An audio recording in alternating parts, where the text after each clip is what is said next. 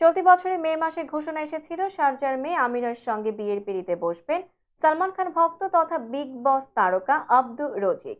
সে সময় বাগদানও সম্পন্ন হয়েছিল তাদের, যে সংবাদ ঘটা করেই জানিয়েছিলেন আব্দু। কিন্তু 4 মাস না গড়াতেই ভেঙে গেল আব্দু আমিরার সম্পর্ক। সম্প্রতি এক সাক্ষাৎকারে আব্দু নিজেই জানিয়েছেন যে আমিরার সঙ্গে তার সম্পর্ক ভেঙে গেছে। বিয়ে ভাঙার কারণ উল্লেখ করে আব্দু বলেছেন যে আমাদের সম্পর্কের উন্নতি হয়েছিল, কিন্তু পরে আমরা কিছু সমস্যার সম্মুখীন হয়েছিলাম, যে কারণে সম্পর্কটি ভাঙতে বাধ্য হয়েছি। তিনি আরো জানান, তার উচ্চতার কারণে প্রতিদিনই নানান চ্যালেঞ্জের মুখোমুখি হন, তাই তার এমন একজন সঙ্গী দরকার যে মানসিকভাবে শক্তিশালী হবেন। তবে তিনি এখনো আশা করেন যে তার জীবনের সঠিক সময়ে সঠিক মানুষটি আসবেন এবং তিনি আবারও তার ভালোবাসা খুঁজে পাবেন।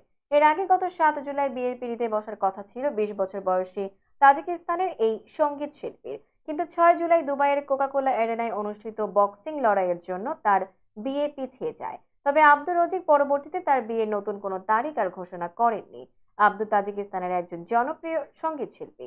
তিনি বিগ বস 16-তে অংশগ্রহণের মাধ্যমে ভারতে প্রচুর জনপ্রিয়তা অর্জন করেন। তবে পূর্ব পেশাগত বাধ্যবাধকতার কারণে স্বেচ্ছায় বিগ বস 16 ত্যাগ করেন আব্দু।